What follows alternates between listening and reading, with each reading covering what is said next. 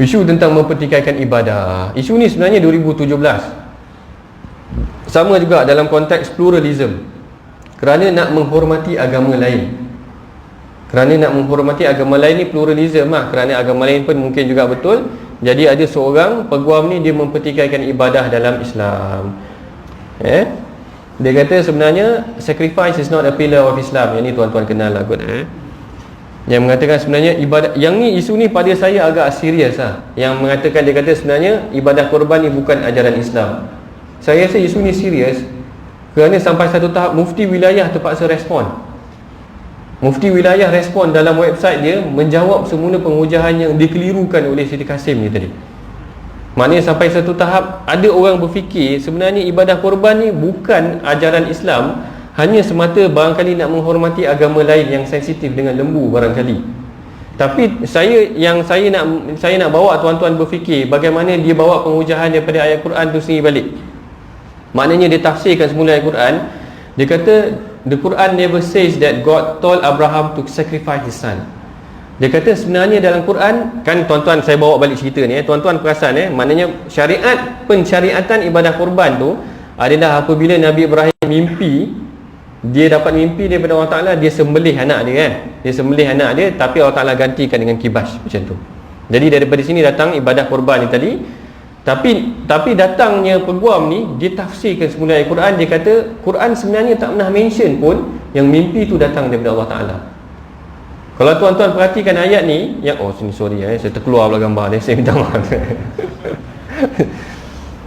Tuan-tuan tengok penghujahan ni. Dia kata falamma balagha ma'ahu sa'ya qala ya bunayya inni ara fil manami anni adbahuka fanzur madza tara. Bila mana anaknya membesar bersama dengan dia ataupun dah boleh sampai ke tahap besar, Nabi Ibrahim pun cakap kepada Nabi Ismail, qala ya bunayya, wahai anak aku, inni ara fil manami, aku nampak dalam mimpi aku, anni azbahuka, aku sembelih engkau, fanzur madza tara, apa pandangan kau. Dalam ayat ni tak ada satu pun yang menunjukkan mimpi tu datang daripada Allah.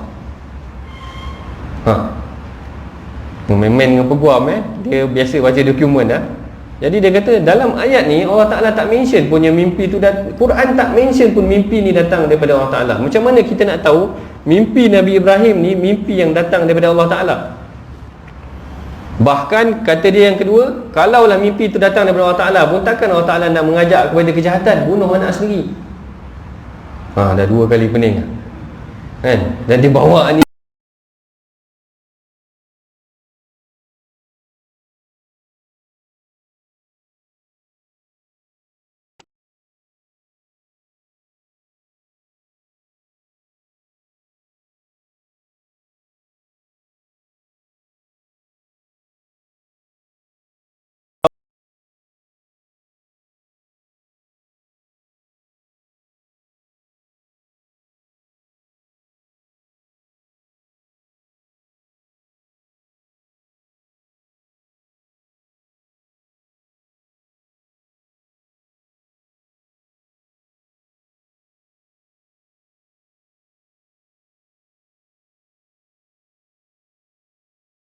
awal tu tadi, ayat tu diambil secara sekerat.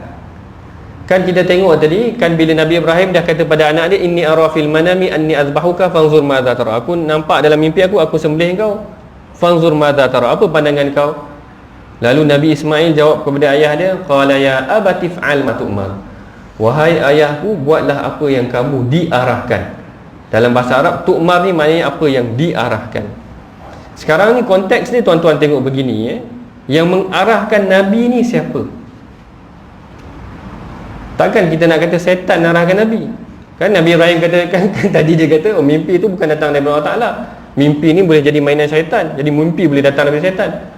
Takkan kita nak kata mimpi arahan yang datang ni datang daripada syaitan. Jadi secara rasionalnya kalau kita guna ayat ni pun tak kena pun dengan penafsiran dia. Arahan yang datang kepada Nabi adalah datang daripada Tuhan lah, takkan datang daripada syaitan. Satu, tentang ayat tu sendiri tadi. Ayat yang seterusnya, kalau tuan-tuan baca, Allah Ta'ala sebut dalam ayat yang seterusnya, Allah Ta'ala kata wa nadainahu ayya Ibrahim, kami seru engkau wahai Ibrahim, qad saddaqta ru'ya, engkau telah membenarkan mimpi engkau. Kalau mimpi tu salah, takkan Allah Ta'ala benarkan kan? Maknanya ayat tu memang diambil sekerat saja tuan-tuan. Ini bahayanya. Dia nak nafikan nas ataupun syariat tu, tapi dia petik ayat tu sekerat untuk membolehkan idea yang nak dibawa.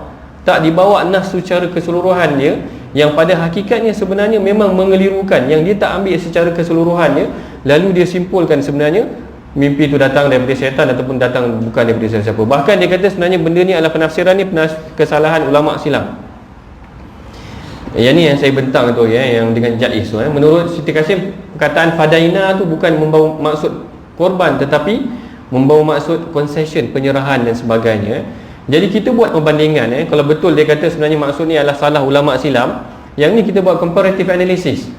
Perkataan fadainahu kita comparekan dengan ulama silam Tabari, kita tengok apa orientalis kata, A.J. Abri kata, kita tengok apa Oxford Classic punya translation of the Quran kata, kemudian kita tengok apa yang Siti Kasim kata.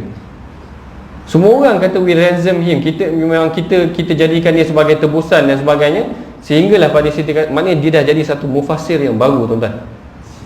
Dia dah boleh jadi ahli tafsir pula. Mana orang lain tak tafsir gitu, dia tafsir sendiri, boleh jadi mujtahid juga, mujtahidah.